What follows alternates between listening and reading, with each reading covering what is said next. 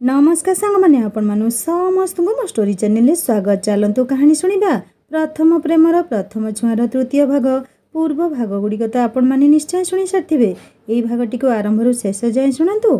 आउ हाँ सांग मैंने सब्सक्राइब करने को केवे भूलिएनि, सब्सक्राइब करी बेल आइकन दबाई देबे। चलतु ए कहानी शुणा। अभि आखि बुले आनिले घर भितरटा उपरे। खूब सुंदर आउ मनलोभा थिला घरर परिवेशटी। हठात सामने आसी छिड़ा हो गले शिवानी। हाथ रे गोटे सुंदर गोलापर तोड़ा। आउ अभि हाथ को तोड़ा को बढ़े से शिवानी कहूथांती आई लव यू अभि, I love you so much. कौन तमे मते तुम जीवन साथी हेबार सुजोग देव? ए सबु अभि को स्वप्न भली लगुए। किछि मुहूर्त पई तो से भाभी नेथिले ए सबु तांकर स्वप्न बोली। हेले शिवानीकर स्वर रे से भावना राइजरू बाहर को आसिले। आउ शिवानी हाथरू फूल तोड़ा को नहीं कहले तमे केमिति भाभी पारुछ?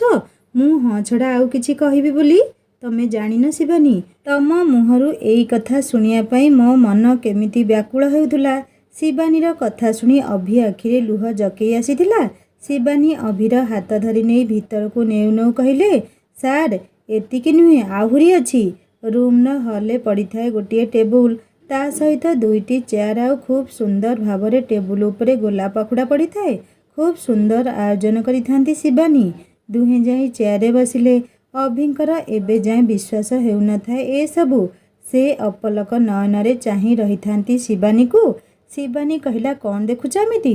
अभि कहला मु सतरे आउ स्वप्न देखुनी तो। शिवानी अभि को चिमुड़ी देई कुहे एथर विश्वास हैला तो? अभि हाथ को आउसी आउसी कहले तमे बिना। शिवानी कहला अच्छा तुमको ए सब केमिति लागिला? अभि कहले तमे एकुटिया एते सब करिछ? शिवानी कहला हाँ। अभि कहले बाप रे बहुत सुंदर है। जानिछ आज जाए मते एते स्पेशल फिल्म केही भी करे नथिले। ए सब सतरे मो पाई स्वप्न भली। बहुत खुशी आज मु शिवानी, बहुत खुशी। आउ अंकिता जेतेबेले फोन करी कहला तमे कांदी कांदी एठिके आसीछ? सत कहबी मो मुंड खराब हो जाइथिला। बहुत बड़ काम चली थाए हेले मते तम छड़ा आउ किछि नजर ही आसिला नहीं। केमिति आसीबी बाट पाइली नहीं। शिवानी कहला हाँ अंकिता मते सबू कहिचंती। सतरे अभि तमे मते एते भल पाउछ? अभि कहला काई किछि संदेह अछि कि? शिवानी कहला नाही जे हेले कुहंती ना दरकार ठू अधिक भल पाइबा भी ठीक नुहे। अभि निज जगारू उठी आसी शिवानी पाखकू आसिले। शिवानी गोड़ तले आंठू माड़ी बसी पड़ी शिवानीर हाथ धरी कहले शिवानी मो जीवन रे तमे होछ प्रथम झियो जहाकू नै मु स्वप्न देखिबा आरंभ करिछि, जहाकू मु मोर एई हृदय रे राणी करी रखिछि, जहाकू मु मो निज ठारू भी बेसी भल पाई बसिछि। तमे जेतेबेले आम संपर्क को नै ना कहिथिलो सेतेबेले ठारू मु निजको संभाळी नेबाकू अनेक चेष्टा करिथिली हेले पारि नथिली। दिन रे काम व्यस्ततारे तम कथा मने पडुथुले भी मते एते कष्ट हेउ नथिला हेले राति रे मो कष्ट दुई गुण ही जाउथुला। जानिछ आगो को जाए कौन हेबो सेटा मु जानी नहीं हेले मु केबे बदली जीवी नहीं। मो प्रेम आज तम पई जहा अछि सारा जीवन सेमिति ही रहिबो एतिकी विश्वास मो उपरे आउ निजे उपरे भी रख। मानुछि तमर गोटे परिवार अछि, तम भाई अछंती। आगो को जाई से आम विषय निश्चय जानिबे सेतेबेले से जहा निष्पत्ति नेबे सेटा आमे मानिया पई बाध्य। हेले एबे आमे आम प्रेम को एमिति हत्या करिबा ठीक नुहे ना। शिवानी कहला आउ आगो को जाई मो भाई आम संपर्क को स्वीकृति देवे ए विश्वास मोर मो भाई को ऊपर अछि। शिवानी अभि को तळु उठेई कहले अभि निज बैग रु गोटे पैकेट बाहर करी सेथुरु गोटे छोट मुदीटीए बाहर करी शिवानी आड़ को बढ़ई देई कहले कौन तमे मते निजर करिया को राजी अछ? शिवानी कहले काहेकि नुहे कही अभि को जाबड़ी धला निज बाहु बंधन रे। अभि मध्य शिवानी बाहुरे निजको छंदी रखिला। दुहे निज भितरे थिबा प्रेम को परस्पर सहित परिचित कराउथुले। एतिकी बेले अंकिता आसीछि आउ खंडिकासटीए मारी कुहे आज्ञा आपण दुई जनकर जदि सरी जाय थाए ताहेले एई सुंदर पार्टी रे मते टिके मिसिबार सुजोग देबे कि आपण माने? अंकितार पार्टी सुनी अभि आउ शिवानी दुहे परस्पर ठालू अलगा हो गले। शिवानी दौड़ी जाए अंकिता को जाबड़ी धरी कुहे तमको सुजोग नुहे, तम पई एठी आगरु ही जागा अछि। आज ए सबु तम पई ही तो संभव हो परिछि आउ सेइथि पई तमको बहुत बहुत धन्यवाद। अंकिता कहला ए धन्यवाद रे मोर कौन पेट पुरिब ना कौन? शिवानी हसी देई कुहे हौ हौ चल मते भी जोर भोक हेलाणी। शिवानी एत कहीदेई भितरକୁ जाए खाଇବା आଣିବାକୁ। अभि हस हस मुहरे ସେଇଠି ସେମିତି ଛିଡ଼ା ହେଇଥାନ୍ତି। अंकिता अभि पाखକୁ ଯାଇ କୁହେ ଆଚ୍ଛା अभि भाई तोर बा कुआडे बहुत काम थिला आसीपारिबु नाही कहुथुलु। अभि कहला नाई म तू डाकिबु आउ मु आसीबि नाही एमिति केबे हेबो कि? काम थिला हेले सरीगला तो चाली आसिली। अंकिता कहला थाउ थाउ कहनी आउ भौणी डाकिला बेलकु काम आउ प्रेमिका डाकिला बेलकु संगे संगे चाली आसिलु। अभि भाई तू एई दिनठू एते स्वार्थपर हेइगलुनी आउ आगकू अछि। अभि अंकिता मुंडरे हाथ बुले आनी कहिले अच्छा तते लागुची तोर ए भाई केबे बदली जियो बोली? केबे नुहे आगरु मु जहा थिली एबे भी ठीक सेया ही अछि आउ आगकू सेया ही रहिबी। खाली मो जीवन रे एपरी परिवर्तन हेबो जे मो जीवन रे आउ जणे नुआ सदस्य आसीछि आउ जहाकू मु सबुदिन जीवन रे रखिया पई चेष्टा करिबी। अंकिता कहला मु जानिछि मो भाई दुनियार बेस्ट भाई। अभि कहला जानी छुटी जानी कि भी एमिति कहूचु? अंकिता कहला मु खाली एमिति टिके मजा करुथिली ना आउ। अभि कहला जानिछि सेइथि पई तो मु काजल ठारू बेसी तते सब कथा कुहे तो सहित मु जेतिकी मिसी पारे ता सहित सेतिकी मिसी पारेनी। अंकिता कहला आउ सेइथि पई मते देखिले ही काजल रागे आउ। शिवानी एतिकी बेले आसी कुहे काजल किए काहा विषय कथा होउछ? अंकिता कहला भाउज काजल हेउची तमर हेबाकू जाउथुवा निज नणंद माने अभि भाईଙ୍କ भौणी ना हेउची काजल। शिवानी कहला ओ आउ मो भाउजଙ୍କ ना भी काजल। अंकिता कहला अरे अरे एपटे तम दी जनक भितरे किछि मिसु कि न मिसु परिवार लोकंक नाटा मिसी गलानी। अंकिता कथा सुनी अभि कहले हाँ भल कथा एटा परिवार लोक सहयोग कले ही आम संपर्क आगकू जीव। शिवानी टेबुल नहीं खाइबा रखिले आउ समस्ते खाई बसिले। शिवानीर कहवा अनुसार अंकिता गोटे भल होटेलु खाइबा नेकी आसीथिले। तीन जन जाक खाइबा सहित अनेक गुड़िए गपर आसर जमई देले। खाइबा भितर भी अभि बारंबार चाहुथांती शिवानी आड़कू आउ शिवानी चाहिला बेलकू आखि तलकू करि नेउथांती। खाई सारिया परे अंकिता रूम को चलीगला आउ गला बेले कही देई गला आजी दिनटा तो तमर तमे दी जन टाइम स्पेंड कर सांग हेई मु चलिली रूम को सोईबी आराम से। अंकिता रूम को जीवा परे शिवानी खाइबा प्लेट सब नहीं धोउथांती। अभि शिवानी को साहाय्य करियाकू शिवानी पछे पछे रोसई घर को गले। शिवानी कहला तमे कुआडे आसिल? अभि कहला तमे एठी एकुटिया एसबु करिवो मु सेठी बसी कौन करिबी जे? शिवानी कहला कौन करिवो कौन तमे जाई बस मु आसुछि किछि मिनिट भितरे तम सहित गोटे बड़ कथाटे अछि। अभि कहला बड़ कथा केते बड़ कथा कि? शिवानी कहला अभि मु सीरियस कथा कहबी तमे मजारे उड़ेई दियनी। अभि कहला अच्छा ताहले तो मते भी शुणिबाकू पड़िबो सीरियस हेई। दुहे आसी टेबुल उपरे बसिले आउ शिवानी कहबा आरंभ कले अभि तमे तो जानिछ मु आमर ए संपर्क आगकू बढ़ू बोली जमा भी चाहू नथिली एमिति कि तमकू मते भूली जिया पई भी कहि देइथिली आउ निजे भी निजकू बुझिया पई चेष्टा करुथुली जे तमकू मनरू काढ़ी देबा पई। हेले भगवान बोधवे चाहुथिले आमे संपर्क रे बांधी हेबा बोली आउ सेइथि पई से एमिति गोटिए रास्ता तैयारी कले जहा द्वारा मु आजी तम पाखरे तमकू मो मन कथा जणई पारुछि। अभि कहला सत कथा तो शिवानी तमे तो राजी नथिलो हेले आजी ए सबू केमिति संभव? शिवानी कहला सेई कथा तो मो मन भल नथिबा देखि भाउज कारण पचारिथिले आउ मु तम विषय भाउजंकू सब किछि कहिदेली तापरे भाउज ही मते आम संपर्क को आगकू बढ़िया पई कहिले आउ भाई को बुझेवा दायित्व भाउजंकर भाउज मते बुझिया परे ही आज मु आसीछि। अभि कहला अच्छा ताहले एमिति कथा शला भाउज ताहले आमर घटसूत्र साजिले। शिवानी कहला आउ सेई घटसूत्र आज संध्यारे तमकू देखा करिया पई डाकिछंती। अभि बसिवा जगार उठी पड़ी कहले कौन सतरे ना कौन? शिवानी कहला हाँ भाउज तम सहित कथा हेबे कहिछंती आउ आज संध्यारे देखा करियो कहिछंती। अभि कहला शिवानी मु कौन कथा हेबी जे मते डर लागिबो।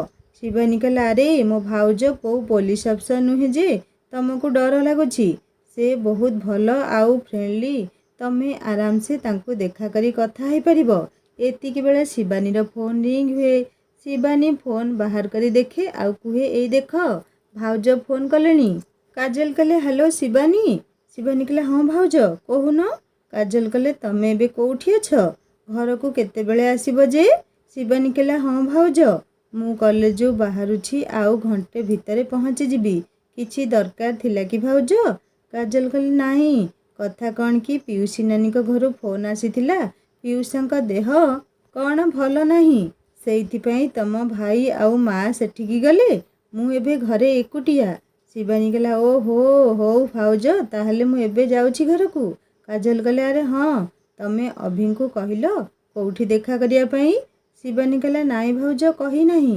କାଜଲ କହିଲେ, ତମେ ଗୋଟିଏ କାମ କର, ଅଭିଙ୍କୁ ଆଜି ସନ୍ଧ୍ୟାରେ ଆମ ଘରକୁ ଡାକିଦିଅ, ଆଉ ଅଙ୍କିତାକୁ ବି କହିବ। ଶିବାନୀ କହିଲା, ଭାଉଜ ଆମ ଘରକୁ? କାଜଲ କହିଲେ, ହଁ, ମା ଆଉ ତମ ଭାଇ ତ ପିଉସାଙ୍କ ଘରକୁ ଯାଇଛନ୍ତି, ସେ ଯାଇ କାଲି ଆସିବେ। ସେଇଥିପାଇଁ ବାହାରେ ଦେଖା ନ କରି ଘରେ ଦେଖା କରିଦେଲେ ଭଲ ହେବ। ଶିବାନୀ ଖୁସି ହେଇଯାଇ କୁହେ, ହଉ ଭାଉଜ ଠିକ୍ ଅଛି, ମୁଁ ଅଭିଙ୍କୁ କହିଦେବି। କାଜଲ ଫୋନ୍ ରଖିବା ପରେ ଶିବାନୀ ଯାଇ ଅଭିଙ୍କୁ ସନ୍ଧ୍ୟାରେ ଘରକୁ ଯିବା ପାଇଁ କୁହନ୍ତି। ଅଭି କହେ, ଆରେ ବାଃ, ମୁଁ ତାହେଲେ ବହୁତ ଲକି। ଶିବାନୀ କହିଲା, କାହିଁ? ଅଭି କହିଲା, ଏଇ ଦେଖୁନ, ଆଜି ତମେ ମୋତେ ପ୍ରପୋଜ୍ କରୁ କରୁ ଆଜି ହିଁ ଶ୍ୱଶୁର ଘରୁ ଡାକରା ଆସିଗଲାଣି। ତାହେଲେ ମୁଁ ହେଲି ନା ଲକି? ଶିବାନୀ ଅଭିଙ୍କ କଥା ଶୁଣି ଜୋର ଜୋରରେ ହସିବାକୁ ଲାଗିଲେ। ଶିବାନୀ ଯାଇ ଅଙ୍କିତାକୁ ସନ୍ଧ୍ୟାରେ ଅଭି ସହ ଘରକୁ ଯିବା ପାଇଁ କହି ଦି ଜଣଙ୍କ ଠାରୁ ବିଦାୟ ନେଇ ଘରକୁ ଫେରିଆସେ। କାଜଲ ରୋଷେଇ କରି ରଖିଥାନ୍ତି କି ଶିବାନୀ ଆସିଲେ ସାଙ୍ଗ ହେଇ ଖାଇବେ। ଶିବାନୀ ଫ୍ରେଶ୍ ହେଇସାରି ଆସିଲା ବେଳକୁ କାଜଲ କୁହେ, ଆସ, ମୁଁ ତମକୁ ହିଁ ଅପେକ୍ଷା କରିଥିଲି, ସାଙ୍ଗ ହେଇ ଖାଇବା ବୋଲି। ଶିବାନୀ ଅଙ୍କିତା ଘରେ ପେଟ ଭରି କରି ଖାଇକି ଆସିଥିଲେ ମଧ୍ୟ କାଜଲକୁ ମନା କରିପାରେ ନାହିଁ। କାହିଁକି ନା ଶିବାନୀ ବହୁତ ଭଲ ଭାବରେ ଜାଣିଥିଲା କାଜଲକୁ କେତେବେଳେ ବି ଏକୁଟିଆ ଖାଇବା ପସନ୍ଦ ନୁହେଁ। ସେ ଯଦି ମନା କରିଦିଏ ତାହେଲେ କାଜଲ ଆଉ ଖାଇବ ବି ନାହିଁ। ସେଇଥିପାଇଁ ଶିବାନୀ କାଜଲକୁ କୁହେ, ଭାଉଜ ତମେ ଆଗରୁ ସିନା ଖାଇଦେବା କଥା, ହଉ ଆଣୁଛ ଯଦି ମୋ ପାଇଁ ଅଳ୍ପ ଆଣିବ। କାଜଲ କହିଲା, କାହିଁ ମ୍ୟାଡ଼ାମ୍ କିଛି ଖାଇଦେଇ ଆସିଛନ୍ତି ନା କ'ଣ? ଶିବାନୀ କହିଲା, ନାଇଁ ମୋ ଭାଉଜ, ଆଜି କାହିଁ ଦେହଟା ଭଲ ଲାଗୁନି ତ ସେଇଥିପାଇଁ। କାଜଲ କହିଲେ, ଦେହ ଭଲ ଲାଗୁନି ନା ସନ୍ଧ୍ୟା କେତେବେଳେ ହେବ ସେଇଥିପାଇଁ ବ୍ୟସ୍ତ ଲାଗୁଛି? ଶିବାନୀ କହିଲା, ଭାଉଜ ଏମିତି କହୁଛ ଯେମିତି ଅଭି ମୋତେ ଦେଖା କରିବାକୁ ଆସୁଛନ୍ତି ଆଉ। କାଜଲ କହିଲା, କାହିଁ ଅଭି ଆସିଲେ ତମେ କ'ଣ ତାଙ୍କୁ ଦେଖା କରିବ ନାହିଁ କି? ଶିବାନୀ କହିଲା, ହଁ ଯେ, ହେଲେ ସେ ତ ଆସୁଛନ୍ତି ତମ ପାଇଁ ନା। ନଣନ୍ଦ ଭାଉଜ ନିଜ ଭିତରେ ଏମିତି ଥଟ୍ଟା ପରିହାସର ଆସର ଜମେଇ ଦେଇଥାନ୍ତି ଖାଇବା ଭିତରେ। ସେପଟେ ଅଭି ନିଜ ଘରକୁ ଫେରି ଯାଇଥାଏ ଆଉ ଆଲମାରୀ ଭିତରୁ ତାର ସବୁଠୁ ଭଲ ଡ୍ରେସ୍କୁ ଖୋଜୁଥାଏ। ଆଉ ସେଇ ଭିତରେ ସେ ସବୁଯାକ ଡ୍ରେସ୍ ଆଲମାରୀରୁ କାଢ଼ି ତଳେ ପକାଇ ସାରିଥାଏ। କାଜଲ, ଯିଏକି ଅଭିର ଭଉଣୀ, ଡାକୁଥାଏ, ବୋଉ, ଏ ବୋଉ ଦେଖିବୁ ଆସିଲୁ, ତୋ ପୁଅ ଏଠି ଘରକୁ ଖତ ଗଦା କରିସାରିଲାଣି। ଅଭି କହିଲା, ତୁ ଗଲୁ ଏଠୁ, ମୋ ମୁଣ୍ଡ ଖରାପ କର ନାହିଁ। ସତକୁ ସତ ଅଭିଙ୍କ ବୋଉ ଆସି ଦେଖିଲେ ଅଭି ଘର ସାରା ଡ୍ରେସ୍ ଖେଳେଇ କରି ପକାଇ ଦେଇଛନ୍ତି। ମା ଝିଅ ଦୁଆର ବନ୍ଧରେ ଛିଡ଼ା ହେଇ କଥା ହେଉଥାନ୍ତି। କାଜଲ କହିଲା, ବୁଝିଲୁ ବୋଉ, ମୋତେ କିଛି ଗୋଟିଏ ଗଡ଼ବଡ଼ ଲାଗୁଛି। ଭାଇ ନିଶ୍ଚୟ କେଉଁ ଝିଅକୁ ଦେଖା କରିବାକୁ ଯିବ। ନହେଲେ ଦେଖୁନୁ, ଯୋଉ ପିଲା କେବେ ଭଲ ମନ୍ଦ ବାଛେ ନାହିଁ ଆଜି ପୁରା ଆଲମାରୀ କାଢ଼ି ଡ୍ରେସ୍ ଖୋଜୁଛି। ମୋତେ ତ ଲାଗୁଛି ସେ ତୋ ବୋହୂକୁ ହିଁ ଦେଖା କରିବାକୁ ଯାଉଛି। ବୋଉ କହିଲେ, ହଉ, କ'ଣ ହେଇଗଲା ସେଇଠୁ? ମୋ ପୁଅ କୋଉ ଗୁଣରେ କି ଚେହେରାରେ ଖରାପ ଅଛି କି? ଏବେ ତ କାମ ବି ଆରମ୍ଭ କରିସାରିଲାଣି। ଆଉ ଯଦି ବି ଝିଅ ଗୋଟିଏ ପସନ୍ଦ କରୁଛି ତାହେଲେ କରୁ, ମୋର କିଛି ଆପତ୍ତି ନାହିଁ। ସେ ଯୋଉଠି କହିବ ମୁଁ ତାକୁ ସେଇଠି ବାହା କରେଇଦେବି। କାଜଲ କହିଲା, ହଁ, ପୁଅ ତ ତୋର ସୁନାମୁଣ୍ଡା, ଆଉ ସେ କୋଉଠୁ ଭୁଲ କରିବ କିଛି? ରହ ଯେ, ପୁଅ ତୋର ଯେତେବେଳେ ଗୋଟିଏ କଳି ହୁଡ଼ି ବୋହୂକୁ ନେଇ ଆସିବ ସେତେବେଳେ ଜାଣିବୁ। ଅଭିଙ୍କ ବୋଉ କାଜଲକୁ ଆଖି ଦେଖେଇ ଭିତରକୁ ଯାଇ ଅଭି କହିଲେ, ବାବାରେ, ତୁ କ'ଣ ଖୋଜୁଛୁ ମୋତେ କହିଲୁ? ଅଭି କହିଲା, ବୋଉ, ଭଲ କଲୁ ତୁ ଆସିଲୁ। ଦେଖିଲୁ ମୋର ଆଜି ଗୋଟିଏ ବଡ଼ ମିଟିଂ ଅଛି, ଆଉ ମୁଁ ସେଠିକି କୋଉଟା ପିନ୍ଧିକଲି ଗଲେ ଭଲ ହେବ କହିଲୁ? ବୋଉ କିଛି ଡ୍ରେସ୍ ଖେଳେଇ ସାରି ଗୋଟିଏ ଧଳା ରଙ୍ଗର ଡ୍ରେସ୍ ବାହାର କରି ଆଣି ଅଭି ହାତକୁ ବଢ଼େଇ ଦେଇ କହିଲେ, ନେ, ଏଇଟା ପିନ୍ଧିକି ଯିବୁ, ଦେଖିବୁ ତତେ ବହୁତ ଭଲ ମାନିବ, ପୁରା ହିରୋ ଭଳି ଦେଖାଯିବୁ ତୁ। ଅଭି ଡ୍ରେସ୍କୁ ନେଇ ଦେହରେ ଗଳେଇ ଦେଇ ଦର୍ପଣ ଆଗରେ ଛିଡ଼ା ହେଇଯାଇ କହିଲେ, ଓହୋ, ମୋ ସୁନ୍ଦର ବୋଉଟା କେଡ଼େ ସୁନ୍ଦର ବାଛିକି ମୋତେ ଦେଇଛି, ବହୁତ ସୁନ୍ଦର ଲାଗୁଛି। ସତରେ ବୋଉ, ତୋ ପସନ୍ଦଟା ନା ସବୁବେଳେ ପୁରା ଚୋଖା। ମୁଁ ଏତେ ସମୟ ହେଲା ଖୋଜୁଥିଲି, ହେଲେ ତୁ ସାଙ୍ଗେ ସାଙ୍ଗେ ଆସି ମୋତେ କୋଉଟା ବେଶୀ ଭଲ ମାନିବ କହିଦେଲୁ। ଅଭି ଏତକ କହି ବୋଉଙ୍କୁ କୋଳେଇ ନେଲେ। ମା ପୁଅଙ୍କ କୋଳାକୋଳି ଦେଖି କାଜଲ କୁହେ, ହଁ ହଁ, ଏ ଘରେ ଖାଲି ମୁଁ ହିଁ ଖରାପ। ଭାଇ ଏମିତି ଅସନା କରିଛି ଘର ବୋଲି ବୋଉ କିଛି କହିଲା ନାହିଁ ଭାଇକୁ। ହେଲେ ମୁଁ ଯଦି ଭାଇ ଜାଗାରେ କରିଥାନ୍ତି ଏମିତି, ଆଉ ମୋତେ ଆଉ ରଖେଇ ଥୋଇ ଧରିନଥାନ୍ତା। ମୋ ଉପରେ ଖାଲି ଗାଳି ବର୍ଷଣ ହେଇସାନ୍ତାଣି ଏତେବେଳକୁ। କାଜଲ ଏମିତି କହି ରାଗିକି ବାହାରକୁ ଚାଲିଗଲା। ଅଭିକୁ ତାଙ୍କ ବୋଉ କହିଲେ, ତା କଥା ଛାଡ଼େ, ସେ ସବୁବେଳେ ସେମିତି। ତୁ କୁଆଡ଼େ ଯିବୁ ପରା, ବାହାରି ପଡ଼। କେତେବେଳେ ଆସିବୁ ଘରକୁ? ତୋ ପାଇଁ ଖାଇବା ରଖିଥିବି। ଅଭି କହିଲା, ନାଇଁ ବୋଉ, ମୁଁ ଆଜି ଫେରିବି ନାହିଁ। ଅଙ୍କିତା ପାଖରେ ରହିଯିବି। କାଲି କାମ ସାରି ଏକାଥରେ ଆସିବି। ତମେ ଖାଇ ପିଇ ଶୋଇପଡ଼ିବ, ମୋତେ ଅପେକ୍ଷା କରିବ ନାହିଁ। ବୋଉ କହିଲେ, ଆଚ୍ଛା ହଉ, ସମ୍ଭାଳି କରି ଯିବୁରେ ଧନ। ଅଭି କହିଲା, ବାପାଙ୍କର ଔଷଧ ଅଛି ତ? ବୋଉ କହିଲା, ହଁ, ଏ ଯୋଉ ଶନିବାର ଆସୁଛି ସେଇଦିନ ନେବାକୁ ପଡ଼ିବ ତାଙ୍କୁ। ଡାକ୍ତର କହିଥିଲେ କିଛି ଟେଷ୍ଟ ହେବ। ଅଭି କହିଲା, ହଉ, ମୋର ଆଉ ଥରେ ଟିକେ ମନେ ପକେଇ ଦେବୁ। ଅଭି ଭଲସେ ରେଡ଼ି ହେଇ ଘରୁ ବାହାରିଗଲେ। ଅଭି ଯିବା ପରେ କାଜଲ ଆସି ପୁଣି ବୋଉକୁ କୁହେ, ବୋଉ, ଏ ଅଙ୍କିତା ନା ମୋ ଭାଇକୁ ହାତେଇ ସାରିଲାଣି। ଭାଇ ସବୁବେଳେ ତା ପାଖକୁ ଚାଲି ଯାଉଛି। ମୁଁ ବି ତ ତା ଭଉଣୀ ନା, କାହିଁ ମୋତେ ତ କେବେ କୁଆଡ଼େ ନେଇକି ଯାଉନାହିଁ। ବୋଉ କହିଲେ, ବୋକିଟା ତୁ। ଅଙ୍କିତା ଭାରି ଭଲ ଝିଅଟିଏ। ଅଭିର ଯେତେବେଳେ ଦରକାର ଥିଲା ସେ ସହରରେ ତାକୁ ବହୁତ ସାହାଯ୍ୟ କରିଛି। ସେ ତତେ ବି ବହୁତ ଭଲ ପାଏ। ହେଲେ ତୁ ତ ଛୋଟ ପିଲାଟା, ତୋ ଆଗରେ ସେ ତା ମନ କଥା କ'ଣ କହିବ? କାଜଲ କହିଲା, ହଉ, ତୁ ସବୁବେଳେ ଏସବୁ କହି ମୋତେ ଚୁପ୍ କରି ଦେଉଛୁ। ସେପଟେ ଶିବାନୀ ଆଉ ତାଙ୍କ ଭାଉଜ କାଜଲ ଘରର ସବୁ କାମ ସାରି ଘରକୁ ଟିକେ ସଜେଇ ଦେଇଥାନ୍ତି। କାଜଲ ବହୁତ ଭଲ ଚିକେନ ତରକାରୀ କରନ୍ତି। ସେଥିପାଇଁ ଅଙ୍କିତା ଆଉ ଅଭିଙ୍କ ପାଇଁ ଚିକେନ ରୋଷେଇ ମଧ୍ୟ ହେଇଥାଏ। ଶିବାନୀ ନିଜକୁ 1000 ଥର ଦର୍ପଣରେ ଦେଖୁଥାଏ। ସବୁ କାମ ସରିବା ଉପରେ ଥାଏ। ଅଭି ବାଟରୁ ବିଭିନ୍ନ ପ୍ରକାରର ମିଠା, ଫଳ, ବିସ୍କୁଟ ଆଦି କିଣି ଗାଡ଼ିରେ ରଖିଦେଇଥାନ୍ତି। ସେପଟେ ଅଭି ଆସି ଅଙ୍କିତା ଘରେ ପହଞ୍ଚିଗଲେ। ଅଙ୍କିତା ସେତେବେଳକୁ ରେଡ଼ି ହେଉଥାଏ। ଅଭି କହିଲା, ତୋର ଏବେ ଯାଏଁ ସରିନାହିଁ ନା? ଅଙ୍କିତା କହିଲା, ହଁ ଭାଇ, ସରିଲା, ଆଉ ମାତ୍ର 10 ମିନିଟ୍। ଅଭି କହିଲା, ତତେ ଏତେ ସମୟ ଲାଗୁଛି କ'ଣ ଯେ? ଚାଲେ ଶୀଘ୍ର ଯିବା। ଅଙ୍କିତା କହିଲା, ବାବାରେ, ଏତେ ବ୍ୟସ୍ତ? ଅଭି ଆଉ ଅଙ୍କିତା 10 ମିନିଟ୍ ଭିତରେ ବାହାରି ଆସିଲେ ଘରୁ। ଅଙ୍କିତାର କାରରେ ଦୁହେଁ ଯାଉଥିଲେ ଶିବାନୀ ଘରକୁ। ବାଟରେ ଅଙ୍କିତା କହିଲେ, ଆରେ ଶ୍ୱଶୁର ଘରକୁ କ'ଣ ଖାଲି ହାତରେ ଯିବୁ ନା କ'ଣ? ଅଭି କହିଲା, ଟିକେ ପଛ ସିଟ୍‌କୁ ବୁଲିକି ଦେଖିଲୁ, ମୁଁ କ'ଣ ଆଉ ସେଥିରେ ଆଉ ହେଳା କରିଛି କି?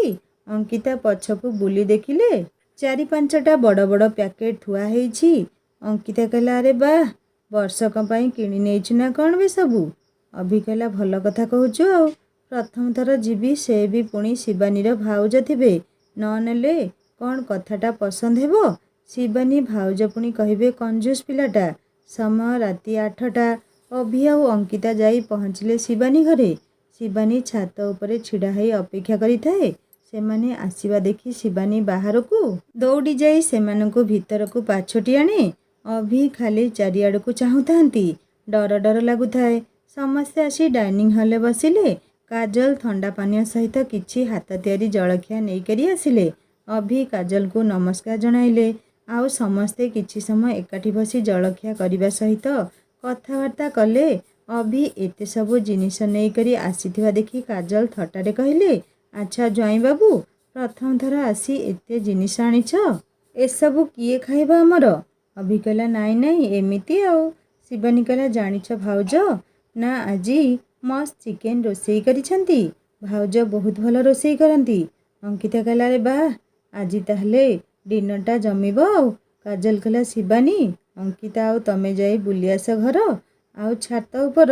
ଅଙ୍କିତାଙ୍କୁ ଆମ ଦୋକାନ ଆଡ଼େ ବି ଟିକେ ନେଇଯିବ। ଅଙ୍କିତା ଆଉ ଶିବାନୀ ଦୁହେଁ ବାହାରକୁ ଚାଲିଗଲେ। କାଜଲ ଏକୁଟିଆରେ ଅଭି ସହିତ କଥା ହେବାକୁ ଆଗରୁ କହିଥିଲେ ଶିବାନୀକୁ। ସେ ଦୁହେଁ ବାହାରକୁ ଯିବା ପରେ କାଜଲ ଅଭିଙ୍କୁ କହିଲେ, ଅଭି, ଶିବାନୀ ମୋତେ ସବୁ କିଛି କହିଛନ୍ତି। ତମ ବିଷୟରେ ସବୁ କିଛି ଜଣେଇ ଦେଇଛନ୍ତି। ତାଙ୍କଠାରୁ ସବୁ ଶୁଣିଲା ପରେ ମୋତେ ଲାଗିଲା ତମେ ନିଶ୍ଚୟ ଭଲ ମଣିଷ ଜଣେ ହେଇଥିବ, ନିର୍ମଳ ହୃଦୟର ମଣିଷ। ଶିବାନୀ ଆମ ବଂଶର ଗୋଟିଏ ବୋଲି ଝିଅ। କହିବାକୁ ଗଲେ ମନୋଜ ମାନେ ଶିବାନୀଙ୍କ ଭାଇ, ସେ ବହୁତ ଭଲ ପାଆନ୍ତି ଶିବାନୀକୁ। ଶିବାନୀ ବହୁତ ଛୋଟ ହେଇଥିଲେ ଯେତେବେଳେ ବାପା ଚାଲିଗଲେ, ଆଉ ସେବେଠାରୁ ମନୋଜ ଘରର ଦାୟିତ୍ୱ ସହିତ ଶିବାନୀଙ୍କର ଦାୟିତ୍ୱ ବି ବହନ କଲେ। ମୋତେ ସବୁବେଳେ ମନୋଜ କୁହନ୍ତି, ଆମ ଶିବାନୀକୁ ଗୋଟିଏ ଭଲ ଘରେ ବାହା ଦେବା, ଯେଉଁଠି ତା'ର କେବେ ବି କିଛି ବି ଅସୁବିଧା ହେବ ନାହିଁ। ଶିବାନୀ ବି ବହୁତ ସମ୍ମାନ ଦିଅନ୍ତି ତାଙ୍କ ଭାଇଙ୍କୁ।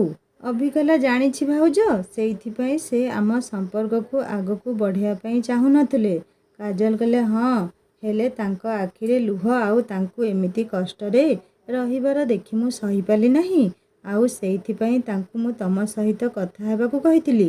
ମୁଁ ମନୋଜକୁ ରାଜି କରିବା ପାଇଁ ଚେଷ୍ଟା ନିଶ୍ଚୟ କରିବି। ମୋର ବିଶ୍ୱାସ ସେ ରାଜି ହେବେ। ତମ ପାଖରେ ଶିବାନୀଙ୍କର କିଛି ବି ଅସୁବିଧା ହେବ ନାହିଁ ଜାଣିଲେ ସେ ଆହୁରି ବେଶୀ ଖୁସି ହେବେ। ଅଭି କହିଲା, ହଁ ଭାଉଜ, ଶିବାନୀଙ୍କୁ ମୁଁ ବହୁତ ଭଲରେ ରଖିବି। ଏବେ ମୋର ବ୍ୟବସାୟ ଧୀରେ ଧୀରେ ଆଗକୁ ବଢ଼ୁଛି। ଘରେ ତ ଆମେ ବହୁତ ଅଳ୍ପ ଲୋକ, ଶିବାନୀଙ୍କର କିଛି ବି ଅସୁବିଧା ହେବ ନାହିଁ। କାଜଲ କହିଲେ, ହଁ, ହେଲେ ଅଭି, ଆଉ ଗୋଟିଏ କଥା ମୁଁ କହିବାକୁ ଚାହେଁ ତମକୁ। ଆଉ ହୁଏତ ଏଇ କଥା ପାଇଁ ମୁଁ ତମକୁ ଦେଖା କରିବାକୁ କହିଲି। ମନୋଜ ବହୁତ ସ୍ୱାଭିମାନୀ ଲୋକ। ତାଙ୍କ ପାଇଁ ତାଙ୍କ ଇଜ୍ଜତ ଆଉ ମାନ ସମ୍ମାନ ହିଁ ତାଙ୍କ ପାଇଁ ସବୁ କିଛି।